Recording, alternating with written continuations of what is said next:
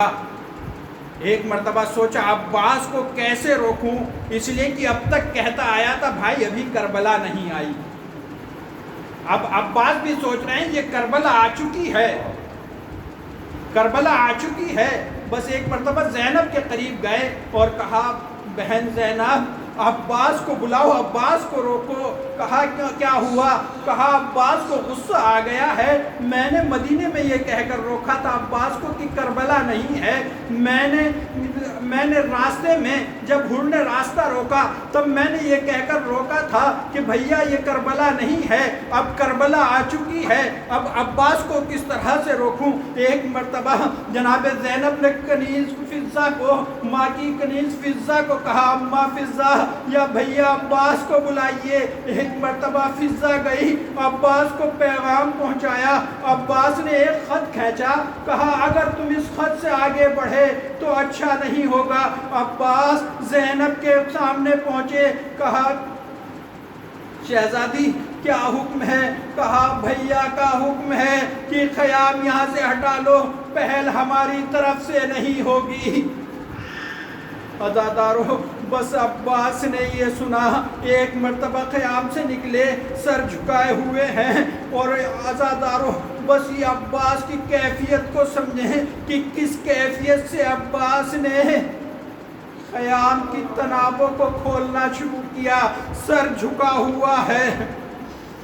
عزادارو یہی عباس جب روز عاشورہ آئی، ایک کے بعد دوسرا لاشا آ رہا ہے، عباس امام کی خدمت میں پہنچتے ہیں، مولا مجھے رن کی اجازت دیجئے، مجھے رن کی اجازت دیجئے، مجھے جانے کی اجازت دیجئے۔ لیکن امام کہتے ہیں بھیا عباس تم میرے لشکر کے علم بردار ہو۔ عزادارو جب اصحاب اور انصار میں کوئی نہیں رہا، بنی ہاشم میں کوئی نہیں رہا، عباس پھر آگے بڑھتے ہیں، مولا مجھے بھی مرنے کی اجازت دیجئے۔ کہا بھیا تم تو میرے لشکر کے علم بردار ہو۔ ایک مرتبہ عباس نے اپنی دائیں جانب دیکھا، پھر بائیں جانب دیکھا، کہا مولا وہ لشکر کہاں ہے جس کی میں علم برداری کروں؟ عزادارو اتنے میں خیام سے لتش کی آوازیں بلند ہوئی، بس امام نے عباس سے کہا بھیا عباس اگر رن میں جانا چاہتے ہو پہلے بچوں کے لیے پانی کی سبیل کر دو۔ عزاداران امام مظلوم عباس خیام خیمے میں پہنچے، اور پہنچنے کے بعد سکینہ کو گود میں اٹھایا، کہا بیٹا سکینہ ہمیں پانی لانے کے لیے آقا نے کہا ہے، لاؤ مشکیزہ دو۔ سکینہ دوڑی گئی، مشکیزہ لا کر دیا، ساتھ میں بچوں سے کہہ رہی ہے بچوں اب نہ رو، اب میرا چچا پانی لینے جا رہا ہے، اب ہم پیاسے نہیں رہیں گے۔ عزادارو عباس رن میں جانا چاہتے ہیں، لیکن جیسے ہی عباس چلے مولا نے عباس کو روکا، زینب عباس کو روکا، اور روکنے کے بعد ایک مرتبہ علم کو نیچا کیا، نیچا کرنے کے بعد کچھ مٹایا اور علم پر کچھ لکھا۔ ایک مرتبہ زینب نے فضہ سے پوچھا فضہ یہ بتاؤ بھیا نے علم پر سے کیا مٹایا، کیا لکھا؟ کہا بی بی اب تک علم پر لکھا ہوا تھا نصر من اللہ و فتح قریب، اب مولا نے اسے کاٹ کر لکھا انا للہ و انا الیہ راجعون۔ بس زینب تڑپ گئی، ایک مرتبہ دل بیٹھ گیا، کہا اب وہ وقت آ گیا جب زینب کے بازو میں رسن باندھی جائے گی۔ عزادارو عباس فراحت کی طرف چلے، کس طرح سے چلے؟ بچے دیکھ رہے ہیں کہ علم جا رہا ہے، اب پانی آئے گا، اب پانی لے کر آئیں گے۔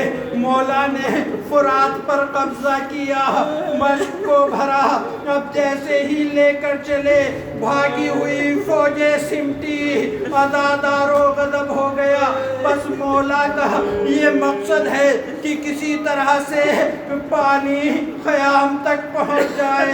عزادارو، کسی ظالم نے آڑ سے چھپ کر عباس کے شانے پر حملہ کیا۔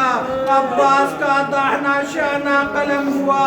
عباس کا جیسے ہی شانہ قلم ہوا، عباس نے گرتے ہوئے علم کو دوسرے ہاتھ سے لیا، مشک سکینہ کو دوسرے کاندھے پر لیا، کچھ دور چلے تھے۔ عزادارو، پھر ظالم نے دوسرا حملہ کیا۔ عباس نے گرتے ہوئے مشک سکینہ کو دانتوں سے تھاما۔ اب یہ سوچ رہے ہیں کہ کسی طرح سے یہ پانی خیمے تک پہنچ جائے۔ عزادارو، بس یہ عزادارو، عباس خیمے کی طرف جا رہے ہیں کہ ایک مرتبہ ظالم نے کا ایک تیر مشک سکینہ پر لگا۔ عباس کی آس ٹوٹ گئی، گھوڑے کو موڑ لیا کہ اب جب مشک سکینہ چھٹ گئی اب خیمے میں جا کر کیا کروں گا۔ بس اسی اثنا میں عزادارو دوسرا تیر آیا، عباس کی آنکھ میں لگا۔ عزادارو تصور کریں، جب آنکھ میں کوئی چیز لگتی ہے یا گرتی ہے تو فوراً ہاتھ آنکھ پر جاتا ہے۔ عزادارو، مولا کے ہاتھ نہیں ہے، اب تیر آنکھ میں بے وس ہو چکا ہے۔ بس عزادارو، جری نے، مولا نے اپنے دونوں گھٹنوں کو، دونوں پیروں کو بلند کر کر تیر نکالنا چاہا، جس کے لیے ہی مولا نے پہلے اپنے سر کو جھکایا، گھوڑے پر بیٹھے ہوئے دونوں پیروں کو بلند کیا تاکہ گھٹنوں میں دبا کر اس تیر کو آنکھ سے نکال دیں۔ بس مولا کا جیسے ہی سر جھکا، ظالم نے ایک گول سر پر مارا، عباس تورا کر زمین پر گرا۔ عزادارو، اب تک جو شہید زمین پر گرا اس کے ہاتھ موجود تھے، ہاتھ کا سہارا لیا، لیکن ہائے رے عباس جب زمین پر گرا تو منہ کے بل زمین پر گرا۔ کہا مولا عباس خبر لیجئے، ادھر بچے دیکھ رہے ہیں کہ علم کو جھٹکا لگا اور علم بلند نہیں ہوتا ہے، بچوں کا دل بیٹھ گیا۔ مولا امام حسین عباس کی طرف چلے، راستے میں دیکھا بھائی کا شانہ پڑا ہوا ہے، اس کو اٹھایا، سینے سے لگایا، دوسرے شانے کو اٹھایا، سینے سے لگایا، عباس کے سرہانے پہنچے، کہا بھیا عباس، تیرے مرنے سے میری کمر ٹوٹ گئی۔ عزادارو، مولا عباس کے سرہانے بیٹھے، مولا نے عباس کا سر اپنے زانو پر رکھا، لیکن جیسے ہی امام نے زانو پر رکھا مولا نے سر کو ہٹا لیا۔ کہا عباس اگر کوئی تمنا ہے تو اس کو بتاؤ۔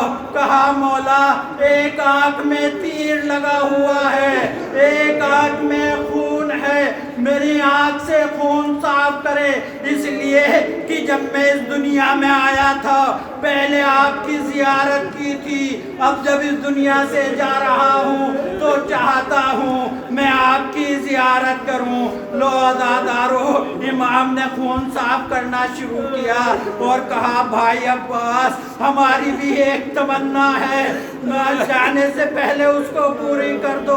کہا کیا تمنا؟ کہا پوری زندگی آقا کہا ایک مرتبہ بھائی کہہ دو۔